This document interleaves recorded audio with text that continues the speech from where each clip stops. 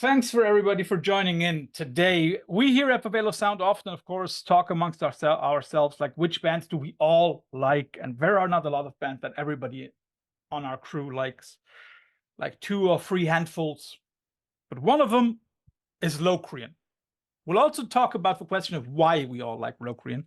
But therefore, I'm very, very happy to have all 3 members of the band here with us today. So guys, thanks for joining. Thank you. Thanks for having us. Thank you. Yeah. Our pleasure. Happy to be here. I have to ask this first because it really struck me. Between the last record, New Catastrophism, and the one before, it took you 7 years, and all of a sudden it's only 2. What happened? Do you guys have like a second coming, or? It's a lot. I mean, I think COVID was in the middle of that. I think we were working on stuff, and we live in separate parts of the United States, and we have been practicing and working on a bunch of different ideas, and then COVID kind of came in the middle of that as we were demoing and thinking about stuff, and having the post part of that. As we started to get things together, we decided to kind of do something different rather than work on the tracks we had been kind of demoing and thinking about. We kind of improvised a record around New Catastrophism, and then I think after that, and we even have on New Catastrophism there's an extra record of Ghost Frontiers, and we kind of decided to return to some of those ideas that we had been working on for Entering. So some of these songs are like 7 years old. So some of the ideas from some of these songs on Entering are very old, like pre pandemic.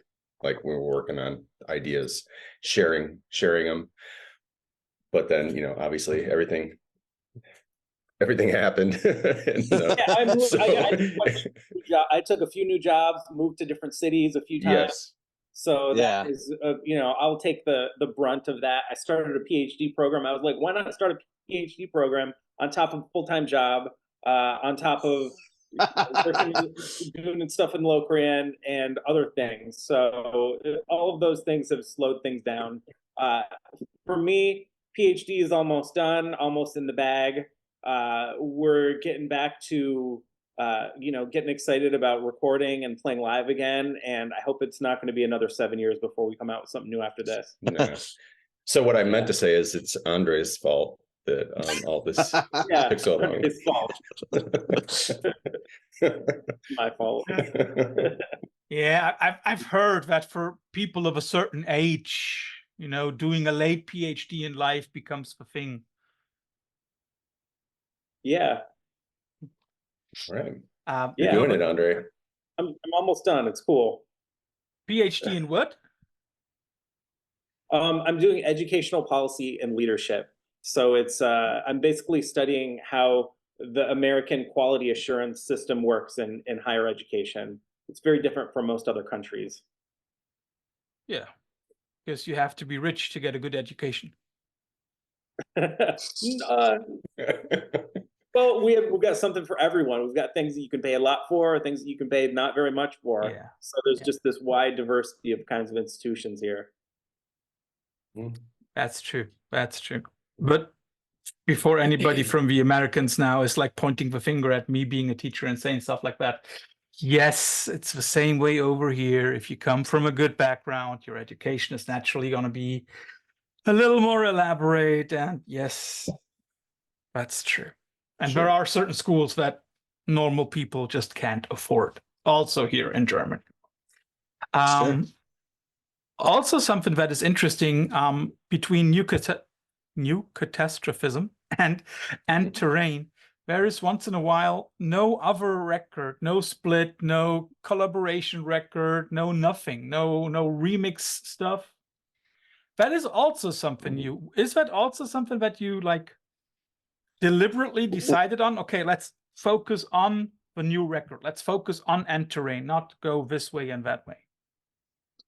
Well, we did the Solar Lodge EP, which was recorded around the same time, but that was part of the sessions and something that we had done in our last round live. We when we were playing, we covered Solar Lodge by Coil, and Great choice. kind of like when we went in the studio.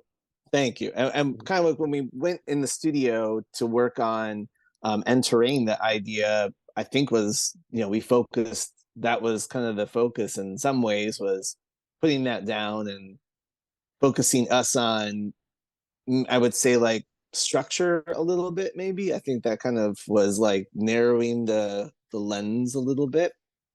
And after that, we had this idea of like these remixes, and Dome from Fulci, and Paul from Blood Incantation, and Jonathan Kennedy, an old Noise friend of ours, all kind of really came through with some awesome remixes. So it was kind of a fun industrial EP kind of idea. But it was all recorded at the same time we were putting down some of the tracks for entering, kind of in the first round or so, and really did help set the tone, But I think that in between like Infinite Dissolution and New Catastrophism, that's the quiet period. I don't think it was intentional. Well, in between, because aren't there only those two remixes that were done? Yes. Yeah. But go on, Stephen. Yeah, I mean, we all spoke to each other. We were in communication like all the time. But it was just, and I think Andre was busy with school and like moving and stuff, and I think we're all busy with other things, Terence, the Holy Circle and solo stuff, and I was busy with other projects, and we just stayed busy in our own little universes. But we were speaking, and we knew that one day that something was going to happen, but other things got in the way. But then it eventually happened. So it just all kind of came together. I think New Catastrophism was a good experiment, and I think we're all incredibly happy with it. And it was something slightly different for the time, because we wanted to do a record that was more structured songs, but it just wasn't in the cards. And I thought that what we did was very appropriate for what was going on in the world, and it was a perfect record for that. But now with Entering, we're kind of stepping back into where we left off before. Yeah. So and it's also a way that when you listen to like Entering and compare it a little bit with New Catastrophism, it becomes obvious that those are records that also come from different places. It's interesting, when I first listened to the new record a few days ago, it was after I had already heard the first single, and I was super impressed by the soundscape and the overall terrain that you were touching, or that you are touching on the new record. Because I think I have never heard, at least that's my hearing of it, I have never heard a record that is as much 80s and 90s by you guys than this one. I'm very sure that is not a deliberate decision, but is that something that you can enjoy, like a lot of 80s and a lot of 90s stuff? And if so, then what kind of 80s and 90s music? I mean, when I was writing a lot of the guitar stuff, I was listening to a lot of the early Cult stuff, and like the Southern Death Cult, and like really like that early death rock. And so when I listen to what I was playing on some of this stuff, I'm thinking about you know, the sounds that were coming out of that kind of band. I was thinking about other things like the first Public Image Limited couple records. I love the guitar playing on those records, and I think it like really influenced other bands like Lungfish, and we sort of, so like when I was writing some of the guitar parts, I was taking this like this approach of thinking about that kind of early post-punk stuff, and then I was also I was also like, you know, I enjoyed just like looking for new ways to approach things, and so I was playing around with like two-hand tapping, which I guess which like goes into my early interest in like listening to like Van Halen and Billy Sheehan play bass. So that those are some of my like strange 80s influences on this, but also like I was also listening to a lot of Vinnie Riley from the Rudy Collin, yeah. Rudy Collin. Yeah. And so that was inspiring some of the like the finger picking that I was doing. So on my end of the things, that's where that was coming from. And it was also, you know, like this early shoegaze stuff that I think was somewhat influential as well. So that's my part, but I don't know, what do you guys think? I mean, I think, go ahead. Go for it. Oh, I was just gonna say that I think that sorry, that's kind of spot on, like the 80s, 90s, because that's, I mean, a lot of the stuff I listen to is like from that era. Like I would not all, I would say like more than 50% of it.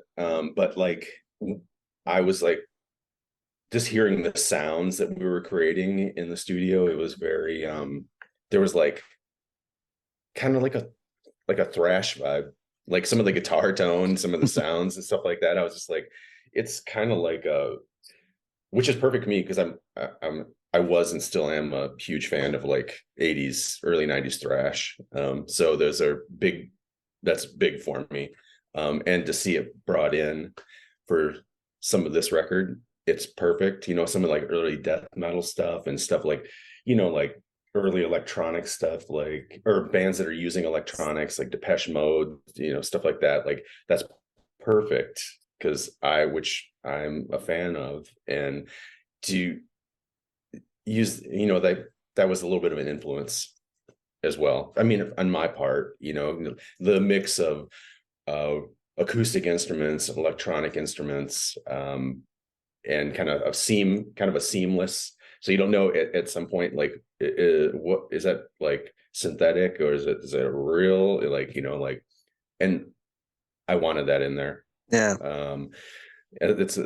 So that was big for me. I'm really glad that I haven't heard much yet, because not too many people have heard the whole record. But if you're saying like you hear that, that's great. That makes me feel really good that you do hear that, because that's what I want. Yeah, I think that, you know, from like, I think the first track that's out had like our kind of like, we wanted this, you know, there's always been this conversation that we've had since the band started was with like 90s death metal, and you know, and I think to me, like Excarnate Light with a thrash kind of ending was a lot of fun. And I think the whole record to me was a lot of us saying like, trying things we haven't done before and pushing each other, like, what if we do this at this point? You know, or even like Black Prisons of Our Dead Age was kind of like this dark, shoegazy, dreamy nightmare thing that we were kind of going with, that had a lot of really interesting post-rock, but also this kind of, I don't know, yeah. So I think that like picking up on that, the shoegaze, the death metal, the thrash, or the kind of synth pop, and then when you say it all together, it doesn't sound that great, but it's kind of what it kind of was like our headspace was like, I mean, it's kind of who we are, but it's like where we really pushed ourselves, and it's nice to hear that back. Thanks, Torsten. There is one genre which would combine all of the things that you have said. And I'm pretty sure you didn't think about it. But if I had to file the new record under one genre alone, I would come up with Dungeon Synth. Dungeon Synth. Whoa. Okay. I don't know if I've heard it. I don't know. I mean, You mean you have not like- heard the genre, or you have not heard anybody No, call I- Locrian Dungeon Synth? no. Well, either. I have not heard that. But I don't know if I have heard any Dungeon Synth. I don't know what Oh, who man, would be great. categorized under that. Do I'm you gonna have to, know? I'm gonna have to look it up. Do you know a band from Switzerland called Passage d'Hiver? It's a black metal band, No. but Yeah, they are so yes. lo-fi Yeah. that it sounds as if it's a synth. Yeah. You will find a lot of stuff under that one. Is it Um, would Stryborg be considered Dungeon Synth? You remember that band? Or that Yeah, I'm one- just thinking Maybe about the- it. band? The They were on later that. ish stuff. Yeah. Okay. Yeah. Hmm. No, it's Okay. more Or like also a band like Summoning would be called Dungeon Synth. It's basically stuff that is Hmm. very often written on a guitar, but then laid out on the synths. And it's also very often, and now comes the thing that you might not like, it's very often very lo-fi, so Okay. that it becomes this huge space underneath everything. And then on top of it, you find sprinkles of a guitar here, of a bass line there. Okay. And that is something that struck me with a new record. There are, again, as usual, loads of layers. Of course, that is Locrian, right? Yeah. Yes. But there is like there is like always an ongoing theme in every song. And then you put like, I don't know how many tracks. On some of the tracks, I just simply stopped counting after like 5 or 6 different lines that I heard. Yeah. And Me that's too. probably not even going to be close. But that is something that you did on this record extremely well. I like that broadness with the sprinkles on top. It's really nicely done. You. Okay. Thank you. And Yeah. then one thing also came to Yeah. me that was interesting. I think this record is one of your most accessible ones. Yeah. Yeah. I agree with that. Yeah. I agree. And I was kind of hoping that it would be, Yeah. you know. Yeah. I think too, I was hoping that if you've been following along so far, that there'd be this juxtaposition with the last record, that New Yes. Catastrophism and this record would be not like, they'd be like mere reflections in this negative way or whatever, like and where New Catastrophism was long and dense and kind of epic, and this would be kind of much more condensed and brief. I think we kind of, where in the past we maybe would have extended things, we were much more like, the idea is expressed, and we were as we were structuring songs, we would hold ourselves to a little bit tighter of a structure, which is very intentional. Yeah, it's already obvious in the track lengths. The tracks on New Catastrophism Yeah. were extremely long, and now you have songs Yeah. which are nearly pop format. Yeah. Yeah. 4 or 5 It's minutes. Yeah. It's climbing the charts, we're I already see you rocking the VMAs next year. But honestly, good. did you guys sit down and say like, okay, let's not get it too long. Let's cut to the chase. I think for some of it, we didn't want to get it. We wanted to be succinct, and I think that there was, at least on my part, I was thinking about how. I mean, I think we all discussed this at one point. Was it would be cool if it was more narrative. So a lot of like Terence's lyrics will be written in like this third person kind of approach, and this was more personal. And I thought that was cool. And we tried different things to sort of tell more of a narrative. And of course, this is Terence's wheelhouse, but For some of it, you know, I would be like, all right, what if you try like whispering the lyrics here and repeat what you do later in the song? And he did that. And I like personally, I think it tells, it's like easier for me as if I were in the place of a listener to sort of emotionally attach to those songs. So I was thinking a little bit about that stuff. And I think we were all trying to make this more to the point and direct than New Catastrophism.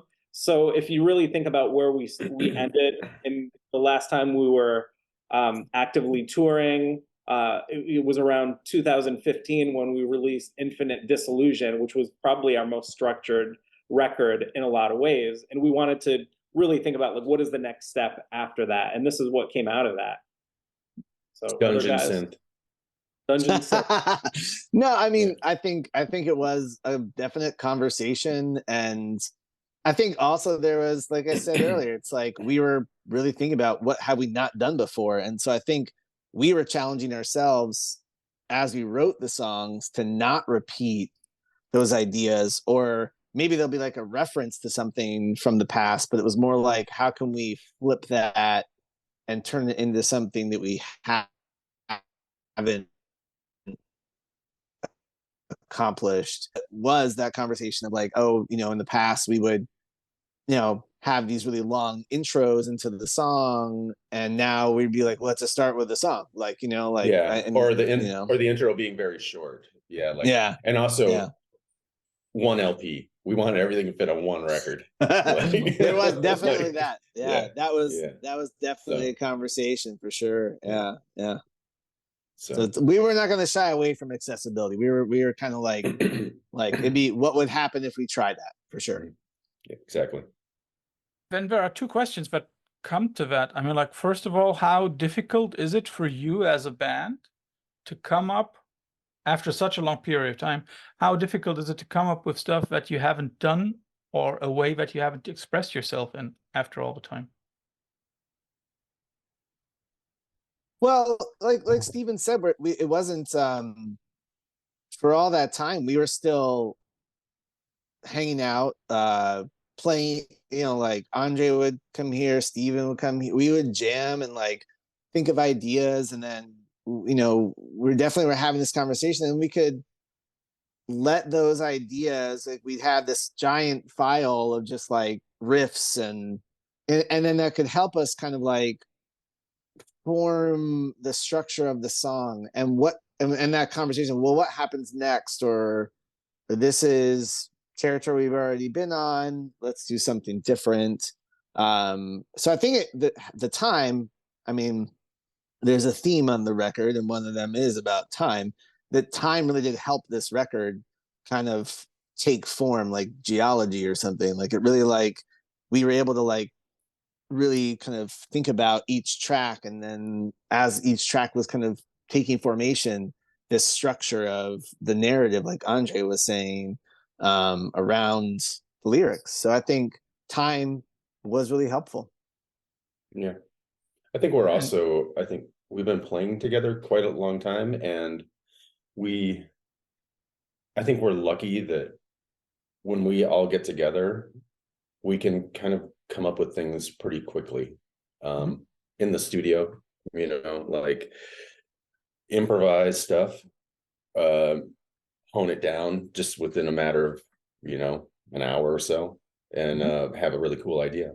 I think it's lucky that we're all able to do that.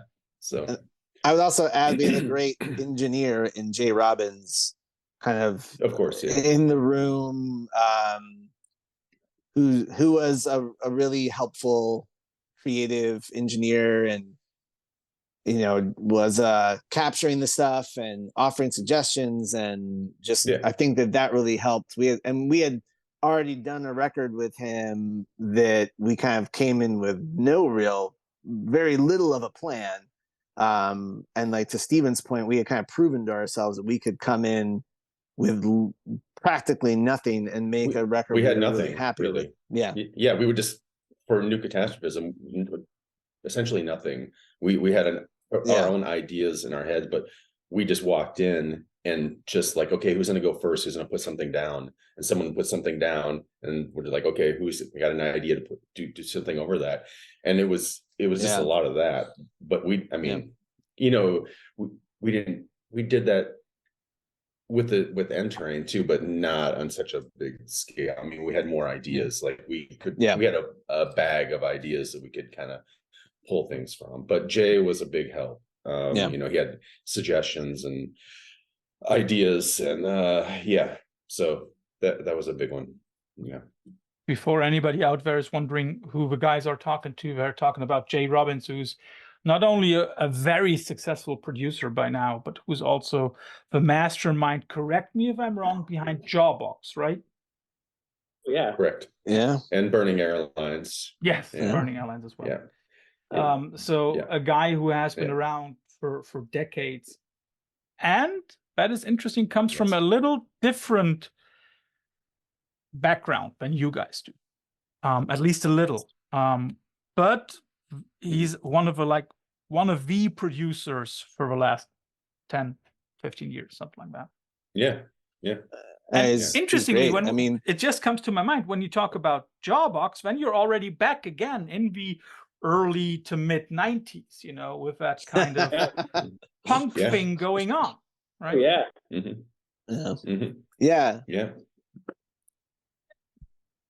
I think Jay's was, and it's been interesting. I've known him for a long time, and was, you know, through recording with him, and I think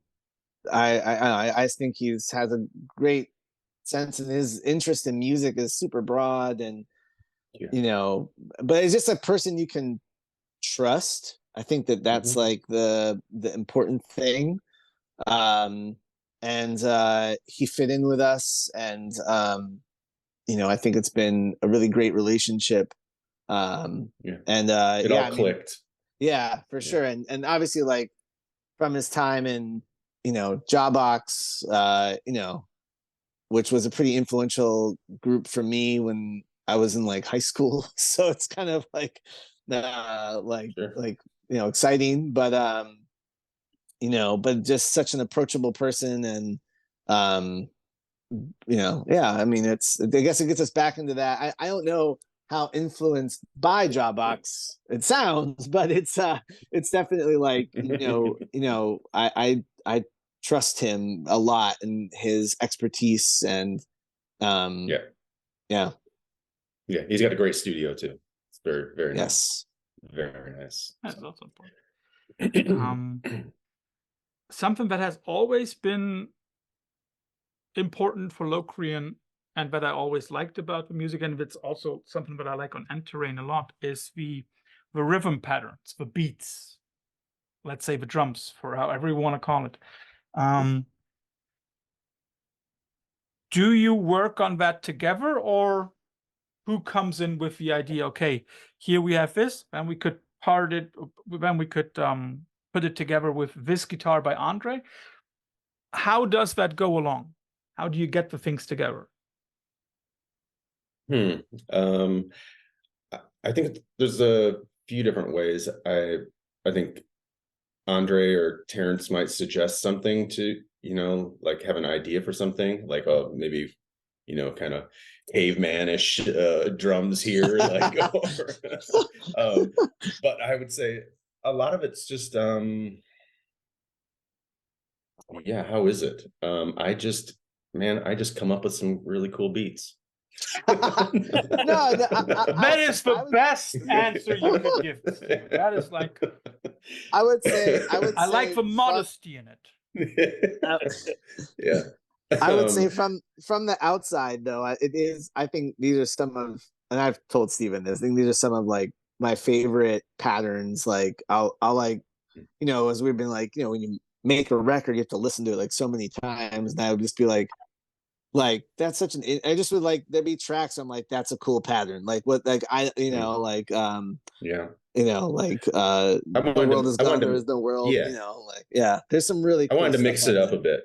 I wanted to mix it up a little bit for this one and do some stuff that was a little different. So but it still stay within our sound, you know, like still it's still us, but I wanted to mix it up a bit. And especially like I said earlier, like with the, you know, playing around with like drum machines and like my drums, mixing them together, sampling sounds. I wanted to do stuff like that, and it just kind of came together. Like and Jay was on it. Like when I just mentioned stuff like that, he was like, okay, I know what to do. Like, let's do this. He's like, find a good sound that you like within the old Roland drum sounds and stuff like that. Like, find something that you like, and then we can kind of like, you know, connect them. But it's like real drums, but with like these old sounds, old vintage sounds. But it's, yeah, I don't know. It's just coming up with stuff, you know, because I don't work on like when, you know, because I'm in Chicago and they'll send me ideas, but I'm, you know, like guitar riffs or stuff like that or synth stuff. I'll listen to them, but I'm not going into my practice space and like really like working on ideas like, okay, this is going to be great. Like here, I don't do a lot of that. I do some of it, but I don't try to overthink it, because when we go into the studio, I mean, things could change completely. Like, you know, like we don't know exactly. And I like coming up with some stuff just like when we're there, just like, you know, just pull something out, just start playing it, you know, and see if it works. And usually it does, you know, not all the time, but usually it does.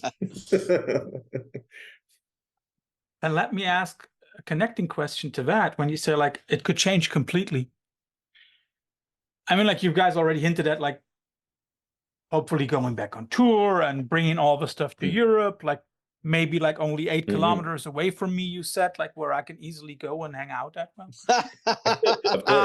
Of course. Yeah. Working on it right now. But no, just quickly, could it be that the songs again completely change on stage?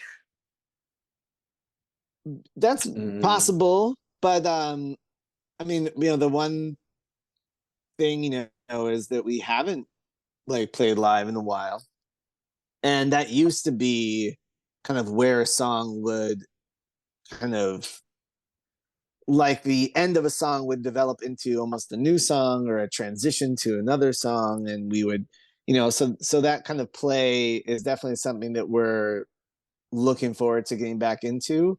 But probably the song will stay, you know, relatively similar. But I could see intros and outros starting to be like our more improvisational moments. But yeah, or extending certain sections of songs, maybe. I don't know, you know, but yeah, I see them staying pretty true to the recordings, you know, for the most part. But you never know. Hey, you never know. We might write a whole new song or two and just go play them. And with a few of the tracks on the new record, extending them is on the one hand pretty easy, and on the other hand pretty difficult, because aren't there like 2 tracks or 3 tracks on the record which end like right on the second? Yes. Yeah. So it could be easy on the one hand, so you know, like just make it longer, and on the other hand, it's like, how do we make them longer? Yeah. Or just stick with ending them just like right on the second. Just like, we'll just have the sound guy kill the power. There's easier ways to do that. There's easier ways. Like, we could just stop. That would be the easiest way. Yeah, but imagine after 15 minutes, the concert is over, you can go home. Yeah. I think that go have a beer. I think that would go over really well. Yeah. Very well. Yeah. I like 15-minute sets. We all know grindcore bands that cannot go any longer than 20 because they're then just wasted. I mean, like, yeah. There was a reason why the never played a show longer than 30 minutes. Yeah, it's great. Yeah. But sometimes you've made the point. Like, does the locust need to play longer than 30 minutes? Is there a new idea that will be expressed after 30 minutes? No. We've got it. You know? Like, Or I mean, like think of those minor threat records, right? Like 12 songs, Yeah. 13 minutes. yeah. Exactly. Yeah. Exactly. Perfect. But as we have mentioned touring, are you guys planning on going? You don't have to disclose anything, but Yeah. are there plans of taking the Yeah, baby we're on in tour? we are in the middle of planning a US tour at the moment. Europe, you said? And beyond that, US, Europe. I'm sure we'll have some information shortly. But at the moment, our conversation, is a US tour for the summer, and we're just kind of like waiting to hear back on some dates and stuff like that. But everything is starting. Yeah. So wheels are in motion. So are you guys already excited? Is it more excitement about going on tour again, or more like angst? I'm totally I think excitement. I can't wait. Yeah. For I'm sure. excited. Totally. I mean, also it's like that part of our band that was a huge part of when we started this band and was playing, and what happened creatively when we would play was really cool. And I think songs would just, once you play that same song over and over, and you start thinking about different connections, and changes happen, and that's exciting. I think that, and I do miss that kind of creative element, like to our chemistry or whatever, that like live, there's this really cool harmony that Andre finds, and we're like, dude, why didn't we record that thing? Like, and then it becomes like a thing we do live, and I look forward to those little shifts that as you do something for a while, and the crucible of the studio is done, and you're in the kind of like this new environment. It's exciting. Yeah, I'm looking forward to it. And of course, being German, I have to ask, who came up with the idea of naming one track Umwelt and the other Innenwelt? That was me. But you do know that both are not real contradictions, right? They're not real contradictions. No, I don't. I'm trying to remember. I have my notes. Let me see if I can pull up I had these notes. What is that? While Terence is looking up his notes, just to explain for everybody outside of Germany, Umwelt is an English environment, and Innenwelt is something like your inner status, your inner refuge, so to speak.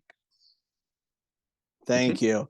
And this was from a philosopher. I think it I think it was from this Thomas Nagel book that I was referencing quite a bit. So that was me. So it was like two different environments, right? Like an internal environment or an external environment, yes. Which was like the idea.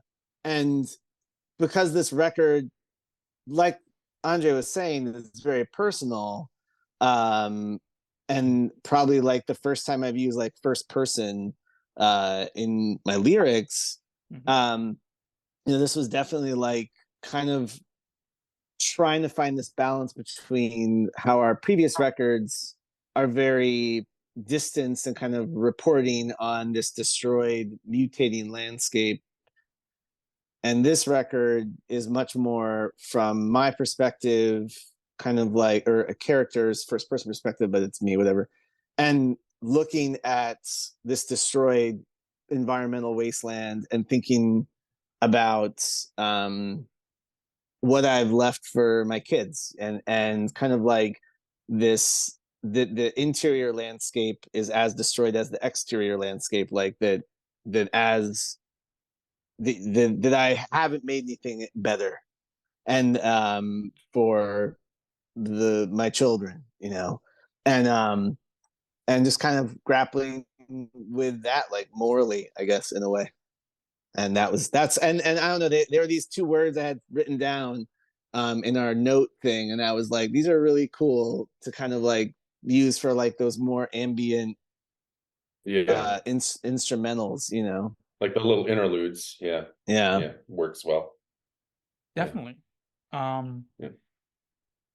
Yeah, I've been talking about the lyrics, and can you maybe give us a little hint on what, I mean, like you have spoken about the difference between internal and external.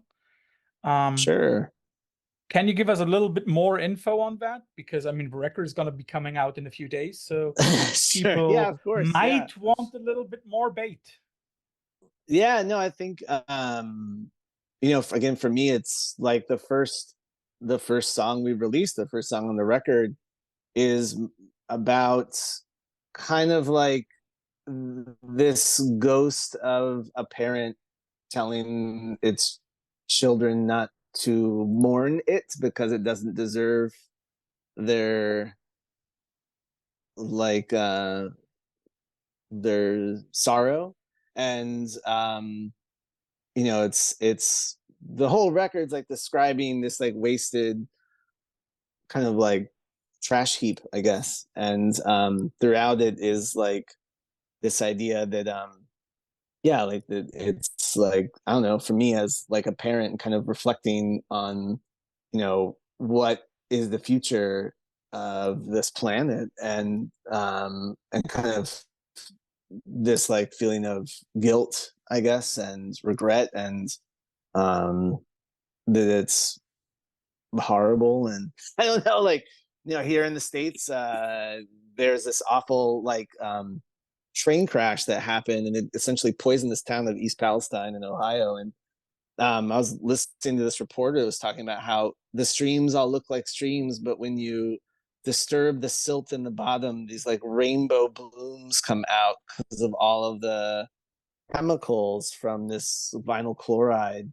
And I was just like, well, that's really beautiful and disgusting and horrible and apocalyptic. And that to me is like the landscape, you know, that I've always been kind of interested in, but I wanted to kind of imbue it with a sense more from myself, just from me. And with the record will come like a booklet of short fiction, of speculative fiction, like science fiction, and kind of further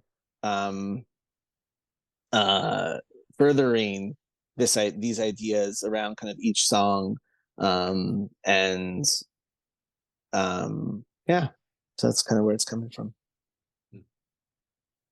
Ben, question for There's a lot Andre there. and That's a Stephen. lot. How do you feel about things like that when Terence is coming up with those ideas? I mean, like, of course, apart from the fact that you're probably a little baffled by like how interesting it is, but For me, I think, yeah. Do you want to go, Stephen? No, go for it. Sorry. I think it's great. I think it really resonates with the sort of the trajectory of our lyrics and our themes in the past. For me, I was really, you know, encouraging Terence to be more personal on this, and I thought that it was the way that he did that was a very interesting way that was very appropriate for, you know, for our historical context as a band. For me, I don't have kids. I consciously did not have kids because I think there's some just ethical problems that I have with having kids and creating more kids. And so that's something that, you know, has been a personal decision of mine. I like kids. I like humanity. I'm actually not a misanthrope. But I thought that, you know, like the way that the way that the album has this narrative of leaving nothing for your kids, I think it resonates with a lot of people who are probably that have kids, and we're seeing now the catastrophic climate change that's happening. If you read the news and the reports from actual scientists, it's like it keeps getting worse than we think, and that's something that I'm incredibly sad about. So I think all of this really resonates with me, and I guess that's all I'll say about that.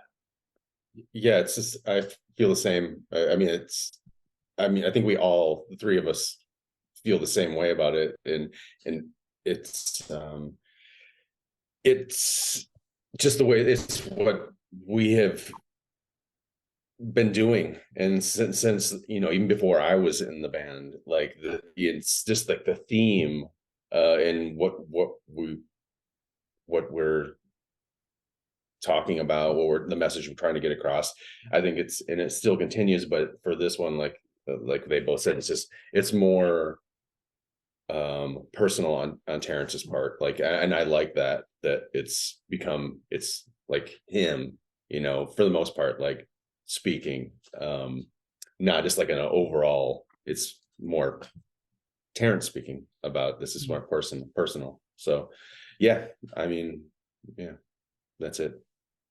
Andre, one question from one teacher to the other educational philosopher.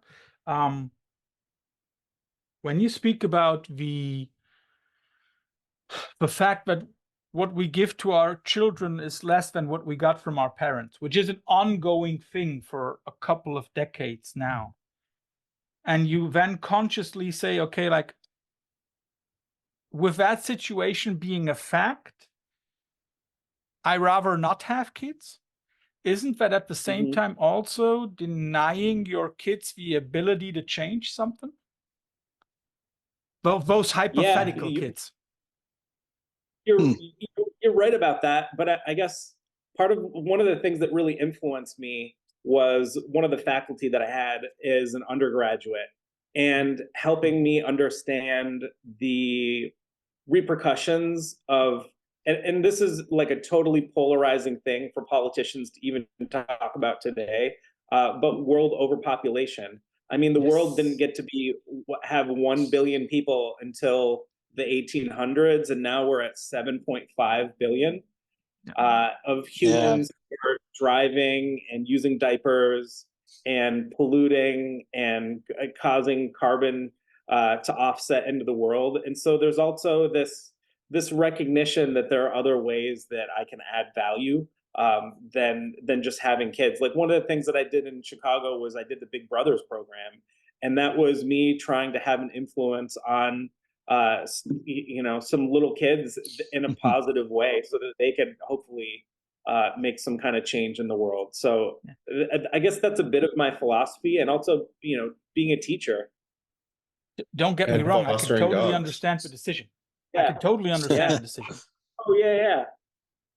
Yeah, I think even to Andre's point, I think that like the real inspiration lyrically and throughout the stories and themes, I went to our, like, where I live, there's like a dump, and I went to visit the dump. Yeah, it's Baltimore. And it was just what like do you expect?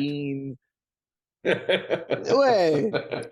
But it was like, like I think I was like bringing like some home, like I helped refinish something at my house, and I was like bringing it to the dump where you have to bring it, and it just was like this hopeless, like, oh, I did everything right, and it's just like, oh, we're just gonna stack all this toxic like stuff here. It's just a stack of it, like in the rain. And I was like, oh man.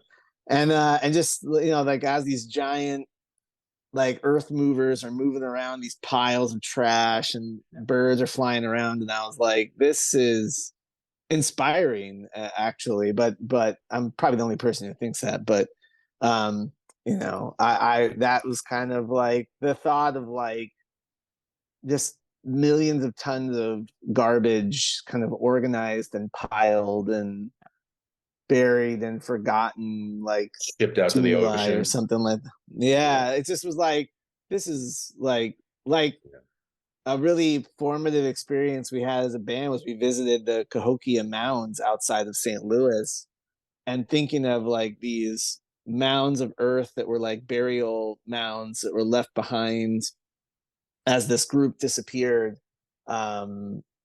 it just like, to me, as like you start to think about like these landfills and what's the future, and if you've read Samuel Delaney or Ursula Le Guin or J.G. Ballard, or your brain just starts like flipping through all this, like, what's the future of this? And you start speculating. And so even like with Andre saying like all this trash and stuff, it's like that was, they literally, like, for me, was like, whoa, when you kind of see it in the small, and that's the small scale. That's not like the big scale, Sure. To also give a historical perspective to that, creating landscape through wasteland is nothing new. There is one of the hills in Rome, which is basically only an overgrown heap of empty amphores in which they had like oil and wine and stuff. But there is a difference between that and the waste that we produce nowadays. All of that stuff is in a way still organic mass, even the amphores. And the stuff that Terence is talking about is toxic. Stuff that we simply cannot get away with. I still remember, how long does it take for the butt of a cigarette to really decompose? Like a few years, doesn't it? There is something like that. It must be years, right? Years. and that is just one single of those. Yeah. It's like a fiberglass. Yeah. Mm-hmm. And then, I can understand when the guys are saying like, we live in strange times. Last question, and that is something that I would like to quickly talk about, the title of a record, End Terrain. And that also connects to what Andre just said, about children and about what we give them and stuff like that. Do you guys feel as if we have already crossed the point of no return?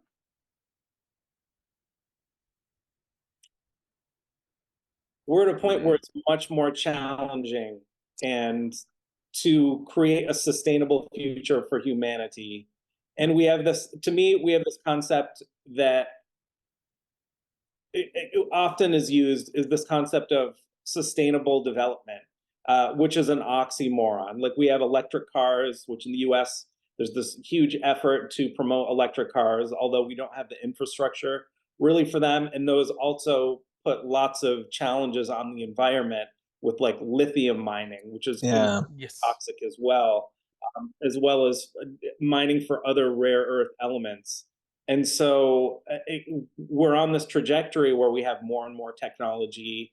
We have AI that's changing the way that we live, and it's making it challenging to turn things around for the planet. So it's a good question. Yeah, I think that you hear like, I would say I agree with Andre, and I think you hear those stories of like, there's different species that we thought were extinct but have like made these comebacks. So it's like there are these like wins, obviously environmentally, that are happening. But it's like again, literally, like this week was that East Palestine story of Ohio. It's like man, that was just a year ago. And I think it's just we're close to that line of what about all the stuff that's going on that we don't even hear about? I mean, there's so much. I mean, your imagination can run wild, like with things that are going on that we, the news or whatever news outlet is just, we don't hear about it, but it's just like terrible shit that's going on. But I like to be optimistic and think that there still might be hope and for the future, but it's really hard to think that when you see and read all this. It's very it's very bleak. So sometimes I'm like, do I just need to like stop fucking reading about all this and stop but it's unavoidable. I mean, and that would be a terrible way out of it. But there's it's very disturbing. But I still would like to think that there is a chance. you know, because there's a lot of good things that are going on out there, and people are doing a lot of good things, that are trying to do good things and organizing, you know, things that are helping us as a whole and individual. But it's tricky. It's tough. Hopefully this will inspire someone to take some kind of action in their lives that will make difference, whether if that's really small or something that's on a more macro level. So yeah, I still believe that if anybody did a tiny little bit, everybody out of those 7.68 billion people right now, if everybody did just a tiny little thing, it would help a lot. But anyway, it's unfortunate that we still have to talk about that over and over again. As you guys have already said, we see enough reason to do so. Well, it would help if we didn't make records about it. Then we wouldn't be talking about it. But well, but then you could talk about flowers blossoming. No, that from a Locrian perspective would also be very interesting. Yeah. That's I like it. That's the theme for the next record.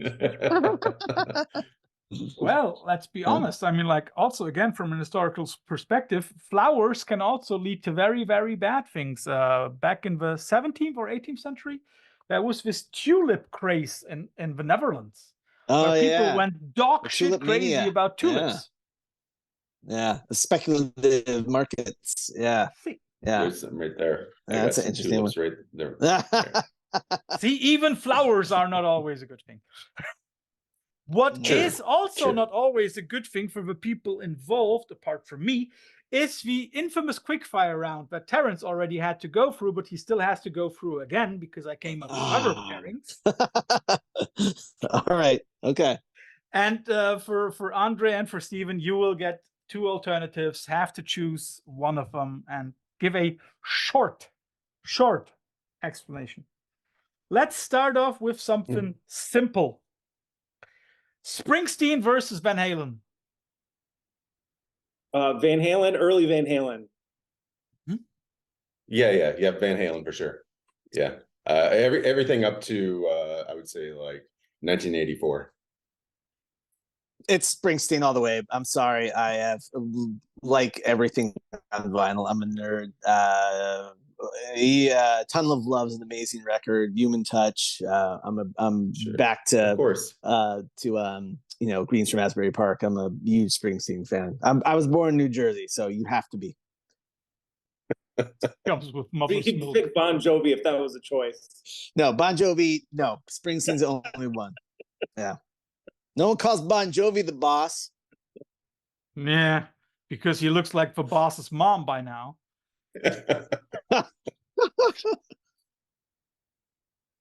Let's go back to the post-punk thing. Susie versus Blondie. Oh, Blondie for sure. I'm 100% behind that. Blondie. I was a huge fan when I was a kid. And honestly, I think she was my first crush. Pretty hot. Susie. I'm gonna go with Susie. I think Susie, because the guitar playing on like Juju and all that stuff, just phenomenal. He was a brilliant guitar player. I love Blondie though. Yeah, totally. I mean, I think Parallel Line was like a huge influence. I think that it's a great record. That's some sick drumming on those records. That's like very much. Yeah. I agree. I'm. That's a tough one. But I probably listen to more Susie than Blondie, but I definitely will go through these big Blondie phases because they're great. Yeah, you should remember those questions are never easy. I'm not trying to be nice. Let's go to the 80s and to some British indie stuff. The Cure versus the Smiths. Oh, The Cure for sure. Oh man, by far. Yeah. Love the Sorry, Smiths, but Morrissey's legacy is just too challenging for me. Yeah. Let's not think about him as a guy because the guy is awful. But Yeah. think about No, the music. I actually will only watch Johnny Marr now playing Smith songs because I just can't. Morrissey's just such a douche. Like that guy's awful. But The Cure, totally. I mean, like I've seen The Cure so many times. And I saw them like 2 years ago, and I'm just like blown away. They're amazing. Their records are great. I mean, I think for our band, Disintegration's like one of those albums that were like it should sound Most as definitely. heavy as this. Like it's like Yeah. I mean, I listen to The Cure pretty often, and I can't remember the last time I listened to the Smiths. Just one intentionally. thing, guys. I'm not sure if you noticed, but your band is a little heavier than The Cure. Just we got that's fine. It's okay. Yeah. There is one sentence by Morrissey still that I would love to see. Didn't he say like a few years ago, like 10, 15 years ago, that he would rather eat his balls before going on stage with Johnny Marr again? That is something that I would like to see. Wow. Because, like a vegan doing that thing. Yes, is cannibalism not vegan? I guess. Wait. Self-cannibalism. Self-cannibalism. Self-cannibalism. I mean, no animals. Suicide is still not illegal. True. For all the Smiths fans out there, I'm sorry. Yeah. For all the Morrissey fans out there, I'm not. Yeah. But Johnny Marr is like he's great. I think he's actually like watching videos of him now kind of playing guitar and like explaining these riffs, and just you're like, you think about how he really changed things. But yeah, it's The Cure for sure. Yeah. When we talk about guitar play going into a very, very different direction, Krellis versus Gorguts. Ooh. I'm gonna have to go with Gorguts. Yeah, me too. Yeah. Also, because I'm not that familiar with Krellis, so I'm a Krellis fan, but Gorguts, it's no slouches in Gorguts. Sure. I mean they're for sure. They're just like shredders. Yeah, they're really good. Yeah, I gotta go listen to Gorguts actually. I really like that. They did that porous resonance abyss thing with all the cool synths. Krellis, that last one, I thought that was amazing. Like total shocker.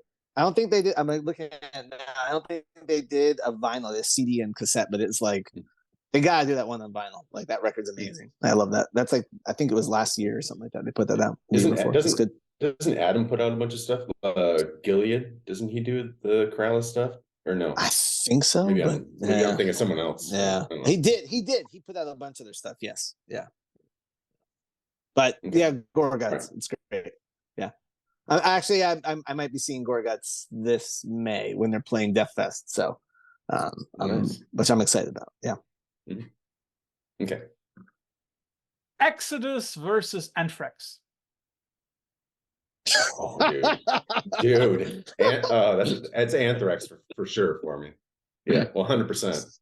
I mean, I do. I mean, Bonded by Blood is a classic and will always be a classic. And Pleasures of the Flesh, I do like that. I just listened to that not that long ago. Yeah. But Anthrax, I listened to Sound of White Noise yesterday. So, by far the best Anthrax record, and I will go on record. Big stretch for me too, even though much props to Bounded by Blood as being one of my favorite records. Even the one that was re-recorded is pretty sweet. Yeah, the re-recording of Bonded by Blood. I forgot they gave it a different name. It's not Bonded by Blood, it's something else. But it's heavy. It sounds angry. But the Belladonna Anthrax for me. Yeah. Sure. I think that I recently, because my son got into a lot of thrash and he brought Bonded by Blood back into the house, and I was like, yeah, this rules. Like, I don't know. So for me lately, that's been like he'll put it on, he'll be like, he practices guitar to it, and I'm like, all right, like that's pretty cool. Like I forgot. I just like, it wasn't something I listened to all the time, but probably more for me for that. Anthrax wasn't as as big for me growing up, but because of these guys, I've gotten into it. But the Exodus bonded by blood. Dude, it's like it's one of the things I'm almost I listen to it like all the time. It's like the early Anthrax, all that. And yeah, for sure. I actually was listening to it recently. Actually, I just like thrash mix. I had it on. I was like, yeah, this is good. Yeah. I only have one band tattoo, and it is Anthrax. Yeah. Oh so my I'll gosh, admit, Steven I'll admit told it. someone. I know. I'll admit it.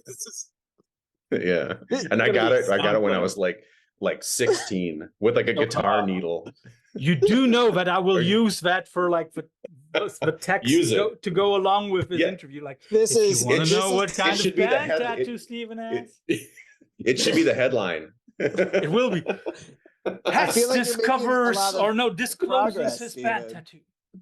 Yeah. As long as you don't show it, because we don't want to wear like everything. No, not showing it. Last year, you've already spoken about the Solar Lodge EP, and you've mentioned one of the Blood Incantation guys doing one of the remixes. So of course the question must be, which side of the Blood Incantation oeuvre do you like more, the death metal side or the ambient / krautrock side? Ambient. Ooh. I'm going with the death metal side. I mean, I do really like the ambient stuff for sure, but I mean, they're all like incredible musicians and just like totally. I mean, it's like the death metal stuff is just like over the top. It's so fun. It's fun to listen to. What's that? I appreciate their ambient stuff more. Yeah.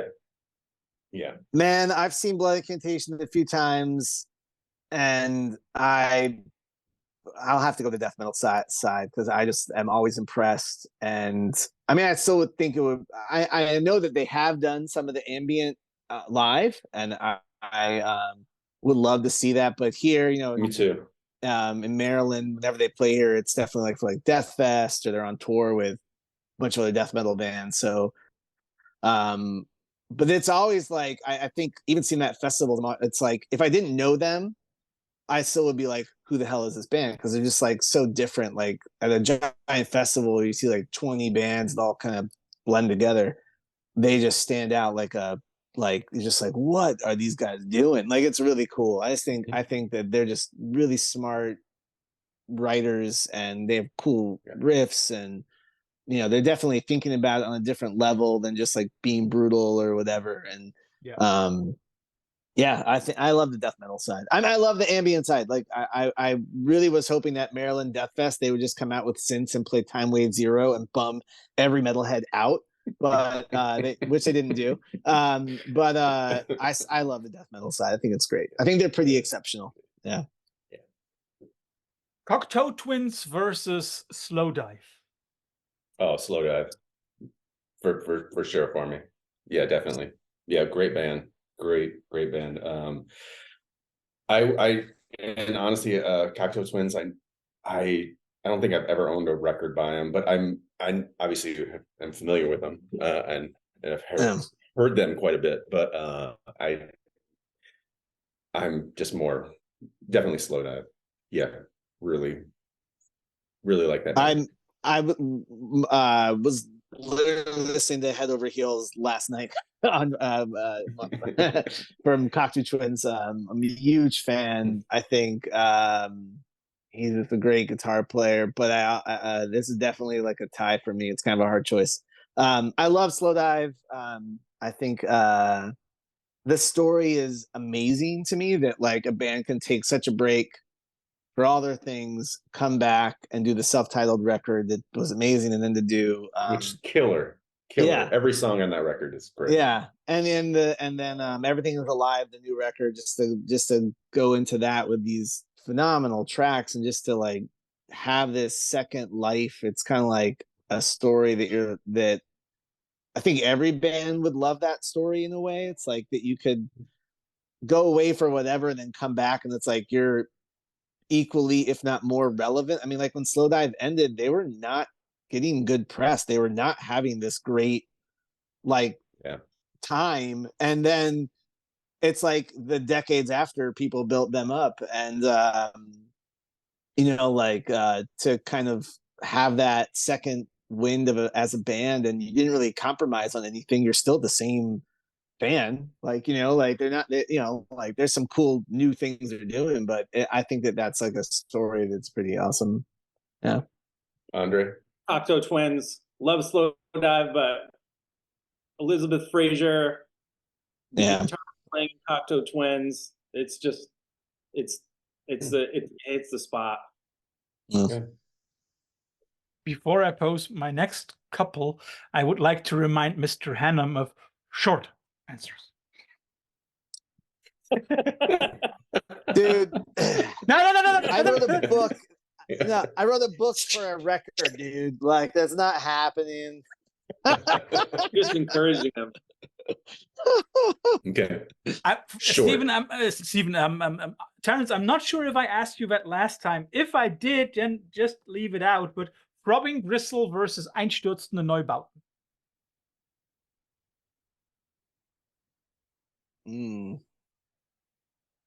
You did not ask me that one. Einstürzende Neubauten. Short, done. Oh, Neubauten for sure. Yeah. I mean, I'm a huge fan. That's a huge influence for me. That band is incredible. I will join you to triangulate this Neubauten. Yeah. I'm really happy to see them again in October this year. So I'm so bummed when they canceled the US tour, because I had tickets, and then, you know, like 2 weeks later got reimbursed. It's like, oh, bummer. Yeah, it needs a reimbursement, right? Morricone versus Vangelis. Morricone. Yeah, Morricone. Yeah. Yeah. I feel like I just committed a synth crime, but yes, Morricone. No. I think everybody who is into soundtracks can understand that choice. Yeah. 2 records by 9 Inch Nails, and you have to choose one of them. Pretty Hate Machine versus The Downward Spiral. Oh, Pretty Hate Machine for sure. I just listened to that the other day too. Still killer. I'm Downward Spiral, not a big one for me. I appreciate Hate Machine. Spiral as an adult. Yeah. Those aren't my favorite Nine Inch Nails records. I really like the Fragile, and I like the later, like Ghosts 1 through 4, and I think those are great. But I would say Pretty Hate Machine lately, I've been kind of like, there's something going on. I think it's really special in some of those tracks, and I used to hate it, and it's like lately it's become something that I'm like come back to. So I don't know, Pretty Hate Machine. 2 bands who were on a split a couple of years ago, Sutek Hexen versus Sleepwalker. And don't make me pronounce that Chinese name by Sleepwalker. No way. I don't know. Sutek Hexen. Yes, Sutek Hexen for sure. Yeah. Kevin rules. Yeah. He's the best. And the last one, guys. And I know this might be a difficult one. I know about your love for Coil. And I'm not sure if we all agree, but to me, the best Coil record is Scatology. Therefore, I will not give you that one. Oh, okay. Love's Secret, what is it, Domain or Decision? I always forget that. Domain, yeah. Domain. Love's Secret Domain versus How to Destroy Angels. Ooh. Love's Secret Domain. Yeah, I think Love's Secret Domain. Because I don't know the other one. Yeah, I don't know sorry. But Love's Secret Domain for sure. Yeah. That would be my choice then. That was easy. But would you agree with Scatology being their most important one? Yes. Oh, yeah, for sure. Definitely. I would. That is. Yeah. I mean, by far. It's what we covered where Solar Lives came off of, so it's a big one for us. But I think, there's just so many records. It's I feel like we had this conversation where we did recently. Like, there are so many, and I haven't heard all of them. And to be honest, I mean, there's some of them are a challenging listen. Yep. And then there are some that are like killer. My favorite really is great. I really like the soundtrack, the the ejected soundtrack for the Hellraiser. That's a great. Yeah. That's a great yeah. soundtrack. I love it. Yeah. Yeah. Yeah. That's a really good So one. guys, forgot- I hope got this that was not somewhere too around, hard. but yeah. I hope those choices were not too hard. No, No, that was Um, fun. no. It's always fun. that was great. I could do that for like an hour. Yeah, but that would get boring after a certain point, I'm very sure. Yeah. So first of all, thanks for all the time. Thanks for the great new record, and course. thanks for coming to Europe soon. No, Yeah, anyway, man, if, yeah. as Yes, well- soon as you cross the Atlantic, make sure to give us a heads up. We You got it. got a few Yeah. we got a few dudes who would love to see you guys live. Yeah. So It'll enjoy happen. the rest of your day, guys. Thank you. Thank You you. too, have a good and night. thank you for having us. Yeah. You're welcome. Appreciate it. Bye All bye. right. All right. Bye.